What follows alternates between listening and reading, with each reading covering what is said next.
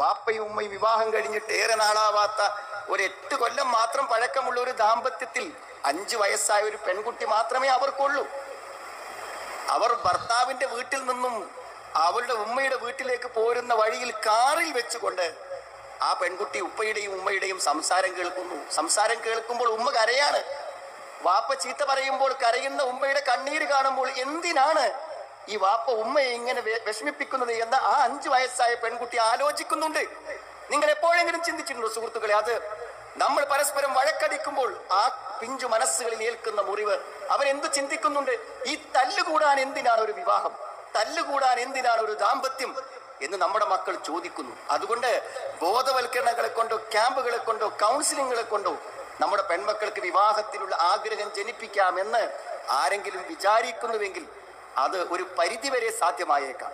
പക്ഷേ അതിനപ്പുറത്തേക്ക് വിവാഹത്തിന് ആഗ്രഹം തോന്നിപ്പിക്കുന്ന ഒരു വൈവാഹിക ജീവിതം, ഒരു കുടുംബ ജീവിതത്തെ കുറിച്ച് നമ്മൾ ആലോചിക്കണം.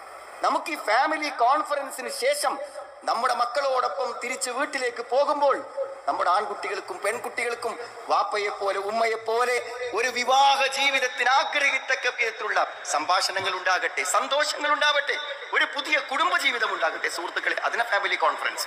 നമ്മൾ അതിന് സന്നദ്ധമായില്ലെങ്കിൽ നമ്മളെ കാത്തിരിക്കുന്ന വലിയ ദുരന്തമാണെന്ന തിരിച്ചറിവ് കൊണ്ടാണ് നാടൊട്ടുക്കും ഏതെങ്കിലും ഒരു ഫാമിലി കോൺഫറൻസിൽ എല്ലാവരും പങ്കെടുത്തിരിക്കണമെന്ന നിർബന്ധം ഇസ്ലാമിക് ഓർഗനൈസേഷൻ ഉണ്ടായത്. ആ പ്രതികളെങ്ങാനും പിടിക്കപ്പെട്ടിട്ടില്ലായിരുന്നെങ്കിൽ ഇന്നും ആ ഇന്നോവയിൽ മാഷാ അല്ലാ എന്നൊരു സ്റ്റിക്കർ ഉണ്ട്. അതുകൊണ്ട് ഇത് ഇസ്ലാമിക ഭീകരവാദികളാണ് എന്ന് പറഞ്ഞുകൊണ്ട് ആ മാഷാ അല്ലാ എന്ന ആ വാചകമടക്കം നെഗറ്റീവ് ഷെയ്ഡിൽ നിൽക്കുമായിരുന്നു. അള്ളാഹുവിന്റെ കൃപ കൊണ്ട്, തൗഫീഖ് കൊണ്ട് ആ പ്രതികൾ വെളിച്ചത്ത് വന്നു. അതുകൊണ്ട് മുസ്ലിം സമുദായം അതിൽ നിന്ന് രക്ഷപ്പെട്ടു. അതുപോലെ തന്നെയാണ് കഴിഞ്ഞ ദിവസങ്ങൾ വന്നിട്ടുള്ള കാഫിർ സ്ക്രീൻഷോട്ട്. അല്ലെ, ഒരു തെരഞ്ഞെടുപ്പ് വരുമ്പോ മുസ്ലിങ്ങൾ പറയാണ്, കണ്ടോ ആ കാഫിറായ സ്ത്രീക്ക് വോട്ട് ചെയ്യേണ്ടതില്ല, നിസ്കരിക്കുന്ന ദീനി യുവാവിന് വോട്ട് ചെയ്യൂ.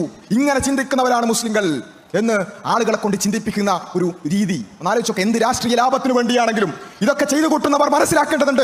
ഇലക്ഷനുകൾ വന്നു പോകും, ഇലക്ഷനുകൾ കഴിഞ്ഞു പോകും. അത് കഴിഞ്ഞാലും നമുക്ക് സ്വസ്ഥമായി ഈ നാട്ടിൽ ജീവിക്കേണ്ടതുണ്ട്. അതിനെ തുരങ്കം വെക്കുന്ന രൂപത്തിലുള്ള ഇത്തരം കാര്യങ്ങൾ ചെയ്യുന്നത് ആരായാലും അവരുടെ അജണ്ടകൾ ഇവിടേക്ക് പുറത്തു വരേണ്ടതുണ്ട്, യാതൊരു സംശയമില്ല.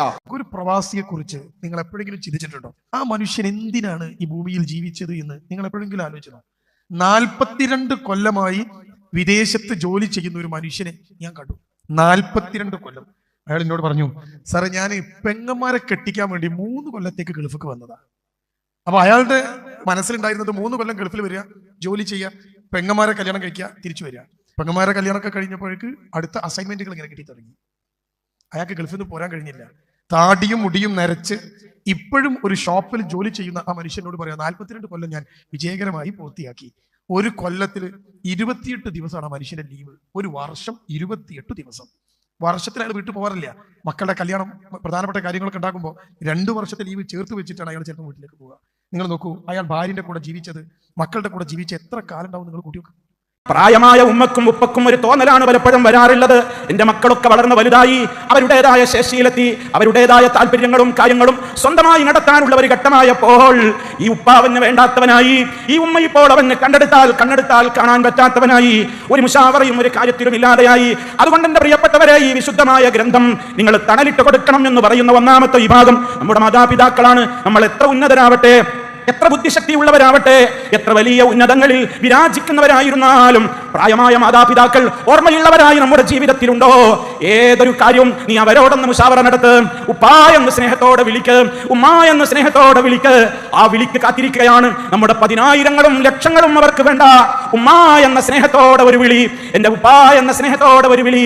ആ വിളിക്ക് കാത്തിരിക്കുന്ന 10,000-കണക്കിന് രക്ഷിതാക്കൾ ലോകത്ത് ജീവിച്ചിരിപ്പുണ്ട്. അവരുടെ മനസ്സുകൾ നോവിച്ചു പോകരുത്.